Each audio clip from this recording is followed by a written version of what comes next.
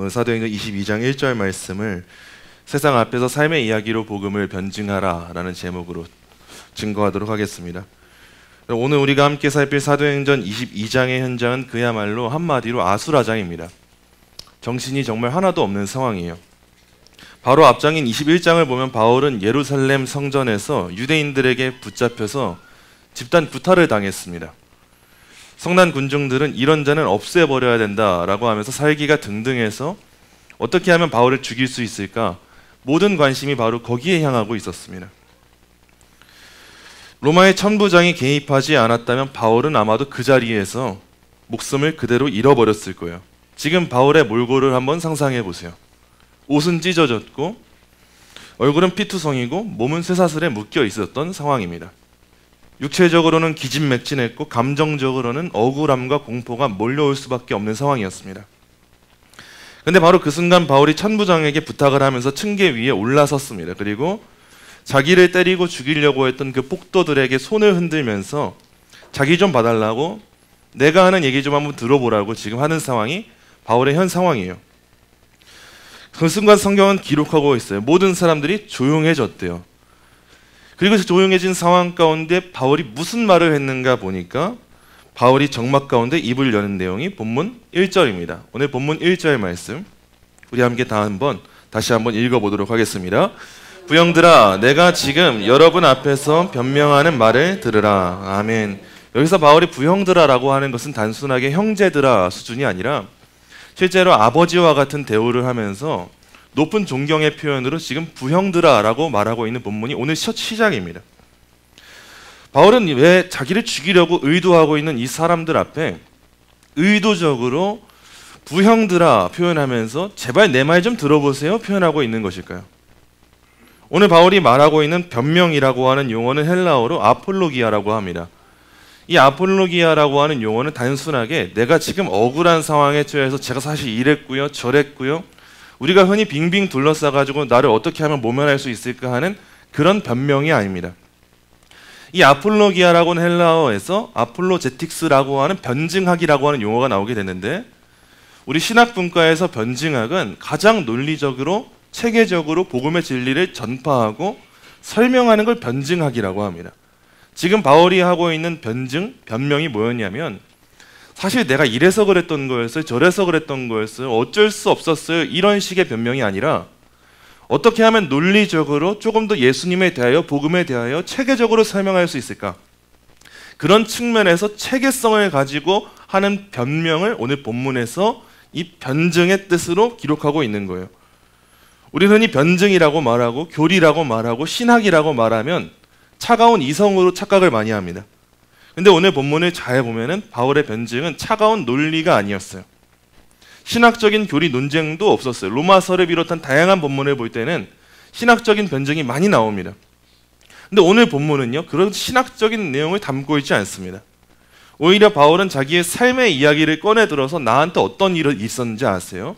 제가 이런 일도 겪었고요, 저런 일도 겪었어요 라고 말하면서 자기 삶에 있었던 아픔의 이야기, 상실의 이야기를 꺼내서 이게 복음입니다 차근차근 설명하기 시작합니다.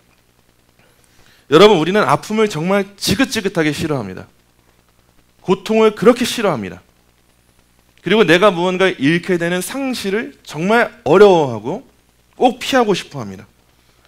내 삶이 무너지는 것은 실패라고 생각합니다. 그래서 오늘날 많은 청년들도 스스로 자기 목숨을 저버리고 이 세상에서의 삶을 살아가기를 포기하기까지 할 정도로 오늘날의 많은 사람들은 실패를 굉장히 두려워하고 너무너무 힘들어해요. 하지만 오늘 저는 여러분과 함께 이 바울의 이야기를 통해서 우리가 겪게 되는 상실의 그 아픔과 고통의 시간들이 어떻게 하면 예수님을 향한 특별한 사랑으로 전환될 수 있을까, 세상 앞에서 얼마나 큰 무기가 될 수 있는가를 함께 나누어 보려고 합니다. 바울은 먼저 자신의 이야기를 이렇게 이야기해요. 본문 3절부터 22장 3절부터 5절의 말씀입니다. 22장 3절부터 5절의 말씀 우리 함께 한 목소리로 읽겠습니다. 나는 유대인으로 길리기아 다소에서 났고 이 성에서 자라 가말리알의 문화에서 우리 조상들의 율법에 엄한 교훈을 받았고 오늘 너희 모든 사람처럼 하나님께 대하여 열심히 있는 자라.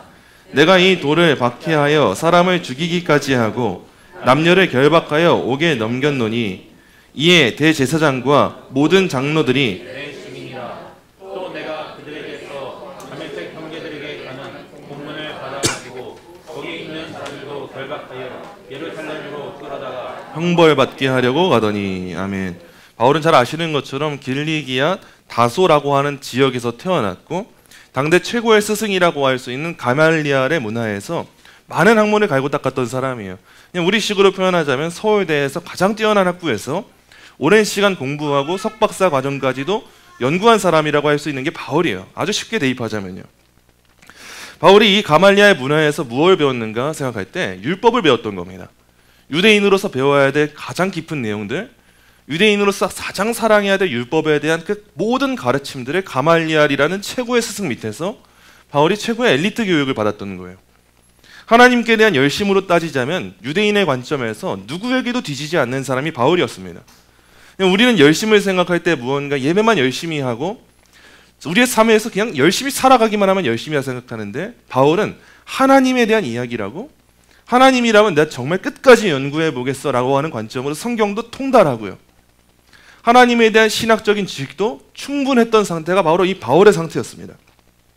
그래서 유대 사회의 관점으로 보면 바울은 이미 최고의 교육을 받고 최고의 지도자의 반열에 오를 수 있을 만큼 미래가 보장된 사람이었어요. 그냥 이대로만 가면 유대인의 최고의 지도자가 되어서 가말리엘과 같은 대단한 민족의 지도자로서의 역할을 감당할 사람이 보장된 사람이 바울이었던 거예요.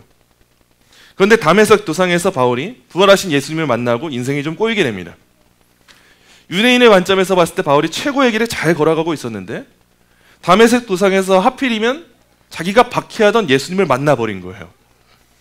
그 예수님을 만나고 나니까 바울이 여태까지 쌓아왔던 그 많은 것들을 다 잃어버리게 됩니다. 다 부질없게 됐어요. 빌립보서에서의 고백처럼 바울은 그 모든 자랑거리들을 배설물처럼 여기게 되는 희한한 경험을 하게 됩니다. 내가 열심을 가지고 예수 믿는 사람을 박해해왔던 그 신앙의 지식들, 학문들, 예수라고 하면 핍박하고 있었던 그 삶의 모든 것들이 한순간에 배설물이 되어버린 거예요. 그러다 보니까 사회적인 지위는 보장되어 있었던 것이 사라지게 됐습니다. 민족의 인정도 상실됐어요. 심지어는 그런 사회적인 명예뿐만 아니라 육체의 건강마저도 잃어버리게 돼요. 두 눈이 예수님의 그 광채 앞에 사로잡혀서 그 시력을 잃게 되는 아픔까지도 바울이 겪게 되었습니다. 우리는 상실을 정말 많이 두려워요. 내 통장 잔고에서 조금만 잃어버려도 너무 많이 두려워하고, 내 건강에서 조금만 상실돼도 너무 아파하고, 내 사랑하는 사람들과의 관계에서 조금만 틀이 깨져버려도 너무 오랜 시간 아파하고 끙끙댑니다. 건강, 재물, 사랑하는 사람들 이런 걸 잃는 게 마치 인생의 실패인 것처럼 우린 방 구석에 들어가서 방문도 열고 나오지 못할 정도로 오랜 시간 아파하고, 기도를 해도 한숨만 푹푹 나오고, 내 인생은 왜 이래야 되는 건가 반복적으로 되뇌이면서 그 아픔에서 주저하고 있어요.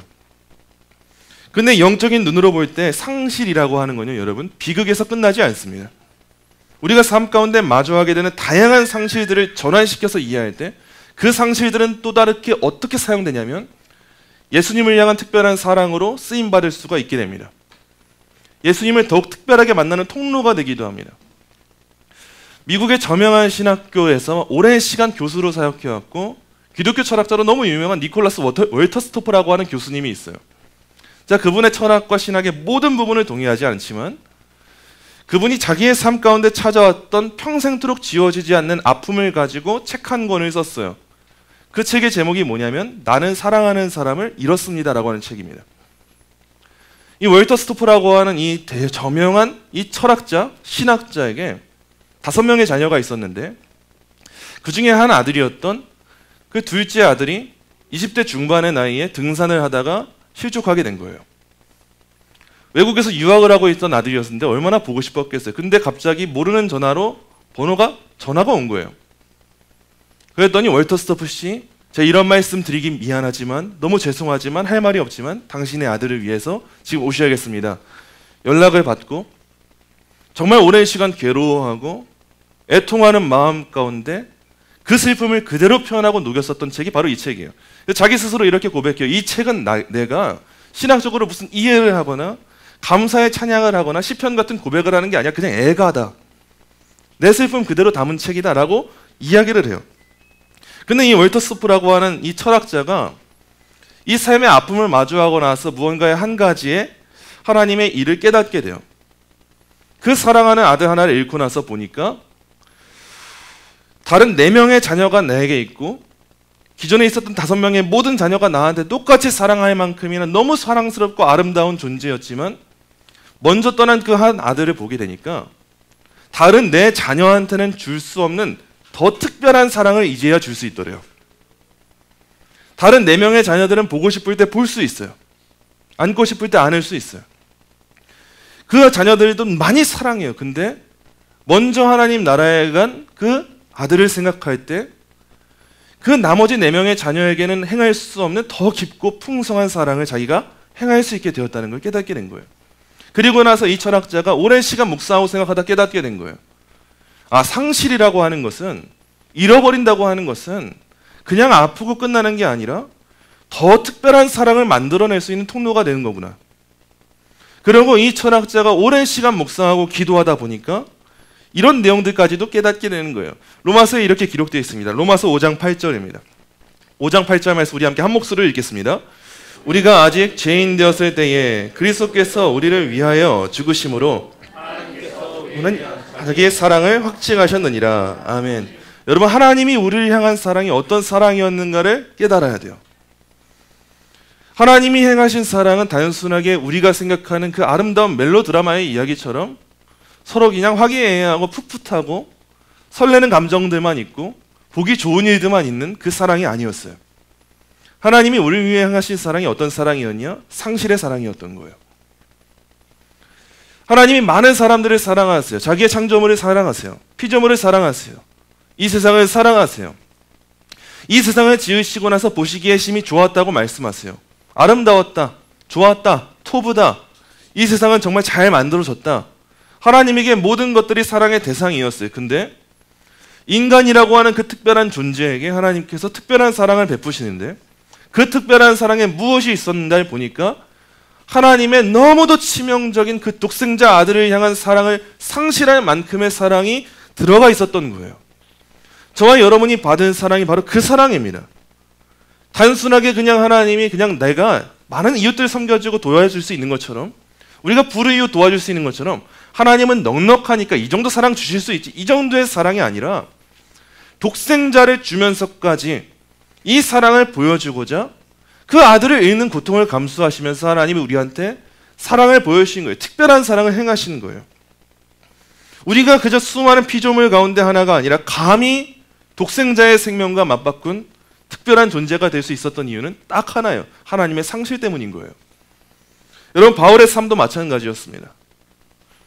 그가 세상의 눈부신 스펙과 시력을 잃어버렸을 때 모든 그 상실의 자리 가운데 특별한 것이 메꿔지고 채워졌어요.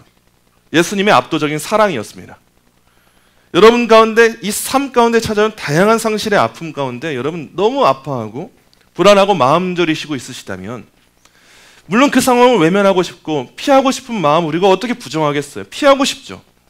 누가 아프고 싶은 사람이 어디 있어요? 아픈 건 정말 싫은 일이에요. 속상한 일은 정말 싫은 일이에요. 그 자체로 그것이 좋은 건 아니에요. 그러나 낙심하지 않을 이유가 우리에게 있다는 사실을 발견하셔야 돼요. 그 상실의 자리는 하나님의 특별한 사랑이 흐르는 그 통로가 될 거예요. 우리의 삶 가운데 찾아온 고난을 생각해 보세요.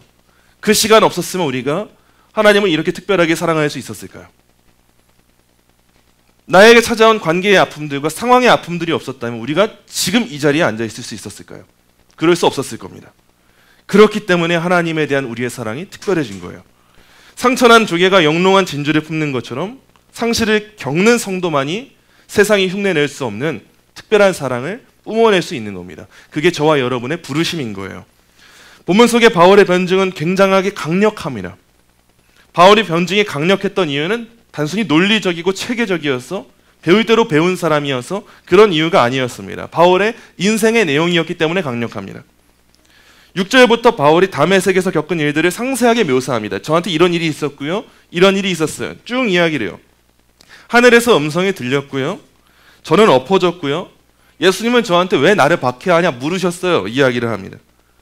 근데 여기서 매우 흥미로운 점은 바울은 대단한 논증가인데 예수님이 그리스도시다, 예수님 사람이고 인간이다, 신인 양성이다, 어려운 교리를 말하지 않았다는 점이에요. 우리는 바울이라고 생각하면 항상 어려운 신앙념 얘기할 것 같아요. 어려운 교리만 얘기할 것 같은데 바울은 그런 식으로 사람들을 불러 모아서 부형들아 제 변명을 들어보세요, 그런 식의 이야기를 하지 않았어요. 그냥 딱 하나입니다. 내가 만난 예수님을 얘기할 뿐이었어요. 바울이라고 하는 대단한 신학자가 예수님이 신학적으로 이렇고 저렇고가 아니라 내가 만난 예수님 이런 분입니다를 이야기해요. 사울아 사울아 네가 왜 나를 박해하냐라고 하는 이 예수님의 음성은요, 바울이 책에서 배운 지식이 아니었습니다. 바울이 자기 삶에서 경험한 지식이었어요. 책에서 예수는 이런 분이구나 저런 분이구나 머리로 알게 된 지식이 아니라 정말 수치스러울 만큼이나 내가 왜 이렇게 살았지 뼈저린 아픔의 시간이 바로 예수님의 음성의 시간이었어요. 한평생 열심히 다해 예수님을 박해했는데 예수님 목소리가 들리더니 너가 왜 나를 박해해? 하실 때 바울은 쥐구멍이라도 숨어가고 싶었을 거예요. 그 음성이 바울에 대한 그 예수님을 향한 그 지식을 형성했고 뼛속 깊이 새겨진 결코 지울 수 없는 체험으로 남게 된 거예요. 아나니아를 통해서 눈을 뜨게 된 기적도 마찬가지입니다. 몸으로 체험을 했어요. 예수님 나를 어떻게 인도하시는가. 세례를 받게 된 경험도 마찬가지예요. 예수님 어떻게 나의 죄를 씻으셨지? 감격스럽게 마주했어요. 그 누구도 반박할 수 없도록 바울의 몸에 예수님에 대한 흔적이 하나하나 남겨졌던 거예요. 여러분, 일본의 도자기 공예 기술 중에 킨치기라는 것이 있습니다. 이건 귀한 찻잔이나 도자기가 깨졌을 때 사용하는 기법이에요. 애초에 이렇게 만드는 기법이 아니에요. 너무 아끼는 찻잔과 도자기가 깨져버렸을 때 그 도자기를 찻잔에 버리는 게 아니라 깨진 그 조각들 사이를 밀가루 풀이나 오칠로 이어붙입니다. 그리고 그 이음새에다가 순금으로 덧칠해요. 그래서 다시금 찻잔의 모습을 만들 수 있도록 하는 것이 바로 이 킨치기라고 하는 기법이에요. 이 과정의 결과가 어떨까요? 깨어졌던 그릇이요, 금빛 줄무늬라고 하는 독특한 형태를 띄우게 됩니다. 그래서 이전에는 담을 수 없었던 아름다움이 새롭게 형성되는 게 킨치기 기법이에요. 그래서 이전에는 세상에 많이 있는 도자기였고 찻잔이었는데 모든 찻잔이 깨질 때 어떻게 똑같은 모양으로 깨지겠어요? 다 다양한 모양으로 깨지죠. 다양한 모양으로 순금이 덧입혀져요. 그래서 세상에 단 하나밖에 없는 작품으로 형성되는 게 이 킨치기 기법이에요. 킨치기 장인들은 이런 식으로 말을 합니다. 깨진 흔적은 감추어야 할 흉터가 아니라 이 그릇이 견뎌온 역사이기 때문에 더 아름답습니다. 우리가 생각할 때 그릇이 깨져버리면은 감춰야 될 것 같잖아요. 치워버려야 될 것 같잖아요. 근데 킨치기 장인이 이 그릇을 사용할 때 깨진 흔적은 오히려 오랜 역사가 담겨있는 아름다운 모습이어서 그걸 통해서 더 드러낼 수 있다는 거예요. 그 그릇의 가치를 더욱더 증명할 수 있다는 거예요. 여러분, 바로 이게 중요해요. 오늘 본문을 볼 때 바울은 지금 쇠사슬에 묶여있고 피로 흥건했을 거예요. 근데 이 바울의 모습은 하나님의 손에 붙들린 킨치기 그릇과 같은 모습이었을 거예요. 그의 몸이 채찍에 맞아서 깨어졌고 찢어졌을 거예요. 바울의 자존심이 얼마나 대단했을까요? 그 대단한 자존심마저도 의미가 없어지고 무너져 버렸어요. 하지만 그 깨어진 틈 사이에 예수 그리스도가 들어가게 되고 예수 그리스도라고 하는 순금이 드러나게 되니까 이젠 바울이 더 빛나는 사람으로 전환될 수 있었던 거예요. 이게 너무도 중요한 사실입니다. 신학적인 논리로 담을 수 없는 내용이 있어요. 단순히 지식을 위한 지식만으로는 담을 수 없는 언어가 있습니다. 아픔을 통과한 사람만이 공감할 수 있는 위로가 있습니다. 아픔을 통과한 사람만이 가질 수 있는 언어가 있습니다. 고통을 겪어보지 않은 사람의 위로는 너무 공허하게 들리는 법이에요. 여러분, 그런 적 없으십니까? 괜찮을 거예요 주변에서 말하는데 너가 뭘 알아? 이런 생각 드신 적 없으세요? 그런 일은 아무것도 아니고 다 지나갈 거예요. 근데 당장 아픔의 시간에 있는 사람한테는 그 말이 들리지 않아요. 위로가 되지 않아요. 당장 내가 아파 죽겠는데 그게 무슨 위로가 되고 무슨 나한테 보탬이 돼요. 그런 말은 들리지도 않고 위로도 안 되는데 적어도 나와 같은 길을 걸어왔고 나보다 더 큰 아픔을 겪어온 사람이 진정한 마음을 가지고 자기의 삶의 이야기를 말해주면서 그런 때가 있었어요. 저도 그랬었어요. 근데 그 시간 가운데 하나님이 저를 이렇게 빚어나가신다는 걸 깨닫게 되니까 저의 관점이 달라지고 다른 마음을 갖게 됐어요. 당신도 그럴 거라고 저는 생각을 합니다.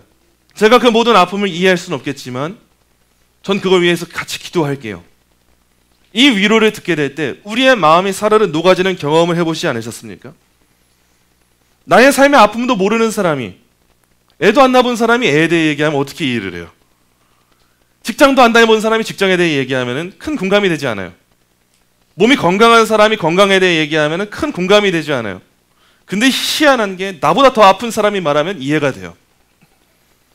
나보다 더 힘들었던 사람이 말하면 그게 위로가 됩니다.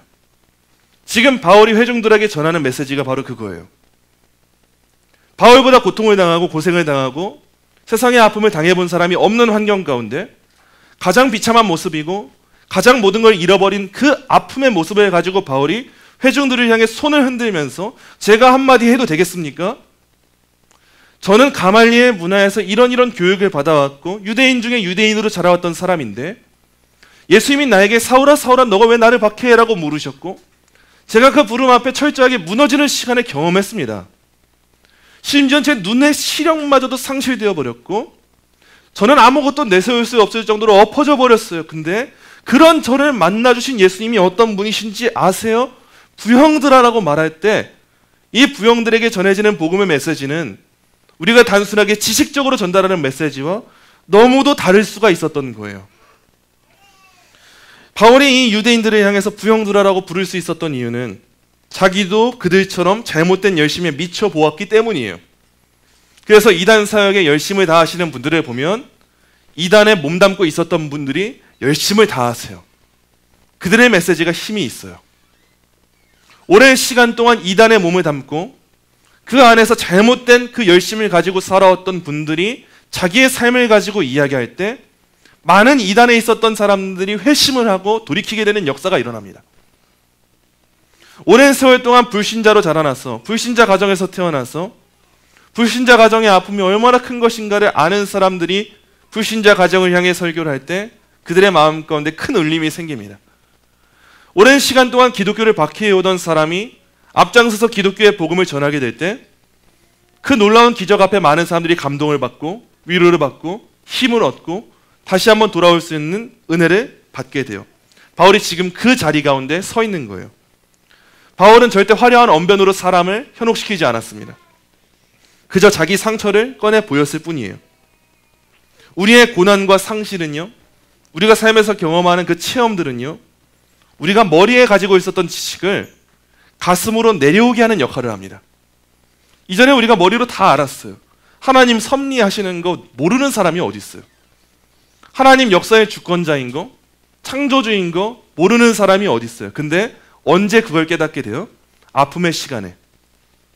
눈물 삼키면서 기도하는 그 시간 가운데 머리에 있던 지식이 가슴으로 내려와 전달이 되고 그런 우리의 삶 가운데 우리가 입을 열어서 복음을 증거할 때 세상이 듣게 되는 역사가 생겨나게 되는 거예요. 하나님이 지금 바울에게 그 일을 이루시고 계시는 거예요. 바로 그 눈물과 특별한 사랑 가운데 바울이 복음을 전하는 것, 그게 바로 앵무새처럼 외우는 전도가 아니라 내 삶을 송두리째 흔들어 가신 예수님을 향한 특별한 사랑으로 전하는 전도가 될 수 있었던 겁니다. 그게 바울의 삶에 드러난 거예요. 여러분, 마지막으로 바울은 이 사명이 어떻게 주어졌는지를 이야기합니다. 본문 17절부터 21절의 말씀이에요. 17절부터 21절의 말씀 우리 함께 한 목소리로 읽겠습니다. 후에 내가 예루살렘으로 돌아와서 성전에서 기도할 때에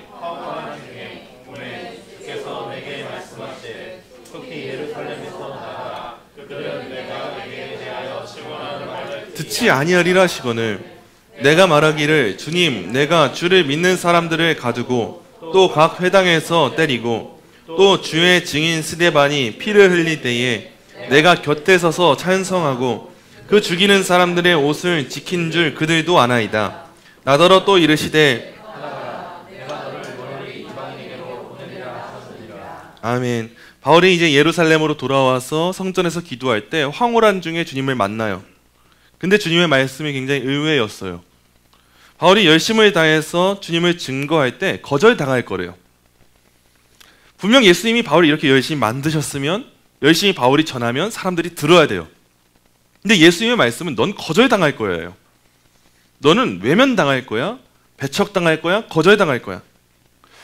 아마도 바울은 주님, 전 과거에 주님을 믿던 사람들이 핍박했던 사람이지 않아요? 저들이 저를 다 알고 있어요. 그래서 오히려 변화된 저의 모습을 보면 믿지 않을까요?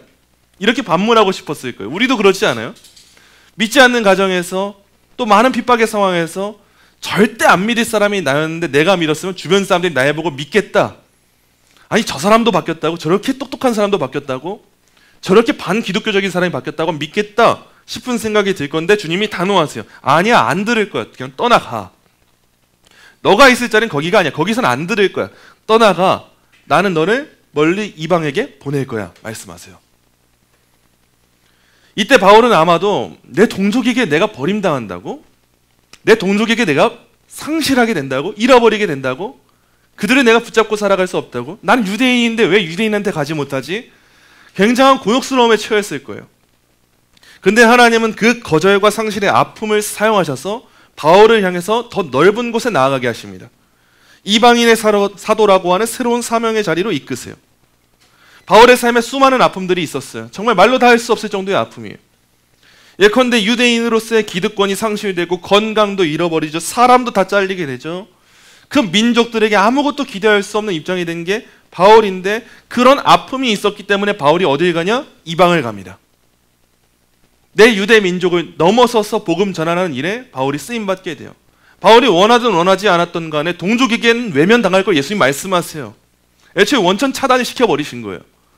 바울은 왜냐하면 이방인의 사도로 부름받았기 때문에 그 사명대로 살아야 되기 때문에 하나님은 애초에 이방을 향해 가는 문만 열어주세요. 여러분, 바울이 쇠사슬에 먹혀서 피를 흘리면서 층계 위에 서 있는 이 모습 자체가 얼마나 강력한 설교인지 생각해 보세요. 가장 존경받아 마땅한 사람이 가장 최악의 모습으로 애걸복걸하고 서 있어요. 이 모습 자체로 세상에게 바울은 질문을 던지고 있는 거예요. 세상 사람들은 이런 의혹심이 들 거예요. 저 사람은 뭐가 아쉬워서? 유대인들이 바울을 몰라요. 저 사람 뭐가 아쉬워서 저러고 있지? 대체 뭘 받길래 저런 고통에서도 저렇게 예수님 전하려고 하고 있지? 저 사람은 모든 걸 잃어버린 것 같은데 어떻게 저렇게 당당하게 저 좀 보세요 부형들아 하고 있을까? 이런 질문이 던져질 거예요. 앞으로 우리를 보는 세상의 질문이 그래야 됩니다. 세상이 우리를 볼 때 저 사람은 왜 저렇게 당당하지? 저 사람은 뭘 받길래 그렇지? 아무리 봐도 아무리 기독교가 대단해도 저렇게 살아가는 건 정상이 아닌데 저 사람 다 무너져 버린 것 같은데 다 사라져 버린 것 같은데 정말 죽을 지경에 있는 것 같은데 저 사람의 두 팔 두 발이 쇠사슬에 묶여 있는 것 같은데 아니 이 와중에도 한 번 말할 기회 달라고 해서 층계 위에 서서 자기 좀 봐달라고 말하면서 예수님 이야기를 한다고? 이렇게 세상이 우리를 향해 물을 때 우리는 이제 답할 줄 알아야 돼요. 나한테는 말이죠. 세상은 절대 줄 수 없는 그리고 세상은 절대 빼앗을 수도 없는 예수님의 특별한 사랑이 있습니다. 그 어떤 것도 나를 굴복시킬 수가 없고 그 어떤 것도 이 특별한 사랑으로부터 저를 외면하게 할 수 없습니다. 나는 이전에 갖고 있었던 세상의 모든 것을 잃어버렸어요. 맞아요. 잃어버렸어요. 근데 예수를 얻었어요. 이게 제 삶의 유일한 가장 특별한 위로입니다. 이렇게 고백할 수 있는 믿음이 우리에게 있어야 돼요. 상실과 아픔의 고통, 그것들은 그 자체로 의미가 있진 않아요. 피하고 싶은 일이 맞아요. 그 일들을 겪는다고 모든 사람이 예수님을 뜨겁게 체험하는 것도 아니에요. 그런데 그런 역경 가운데서도 그리스도의 부르심을 바라보고 자기의 시간을 이해하는 사람들은 그 아픔을 사명으로 연결해서 바울처럼 이방을 향해 나아갈 수 있는 그 귀한 사명을 감당하게 되는 거예요. 이게 우리의 위로입니다.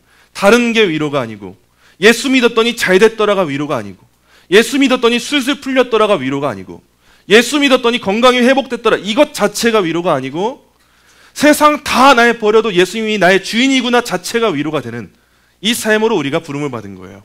말씀 맺도록 하겠습니다. 사랑하는 성도 여러분, 여러분 고통과 상실의 시간은 하나님을 향한 우리의 사랑을 더욱더 특별하게 만듭니다. 이 시간은 겪어본 사람들만 알 수 있어요. 하나님께서 독생자를 잃은 아픔을 통해서 우리를 특별하게 사랑하신 것처럼 우리 삶에 찢겨진 상처와 비어버린 공간은요, 여러분 주님을 향한 사랑으로 채우기에 가장 적합한 장소입니다. 그 장소를 우리가 그 무엇보다도 순금보다도 아름다운 예수 그리스도로 메워야 되는 거예요. 부모의 사랑은 자녀를 위해 흘린 만큼 그 눈물만큼 깊어집니다. 눈물 흘리지 않는데 사랑이 깊어질 수 없어요. 성도의 믿음도 마찬가지예요. 고통과 고난이라고 하는 터널을 지나지 않으면서 세상이 감당할 수 없는 그런 믿음의 사람으로 자라날 수가 없습니다. 히브리서 11장에 기록된 그 믿음장에 기록된 성경의 모든 인물들은 고통과 고난과 상실의 터널을 지나갔기 때문에 세상이 감당할 수 없는 사람이라고 부름받게 된 거예요. 욥도 그렇죠. 욥만큼이나 우리가 생각할 때 모든 걸 다 잃어버린 사람이 어디 있어요? 모든 재물 다 잃어버렸어요.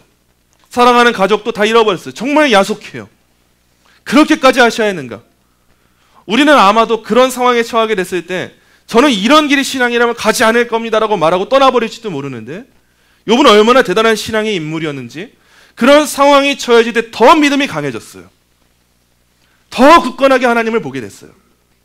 세상은 계속해서 나한테 와서 유혹거리를 던집니다. 너가 그렇게 했으니까 그럴 거야. 하나님이 악한 분이니까 그럴 거야. 하나님은 아무래도 일하고 있지 않은 게 분명해.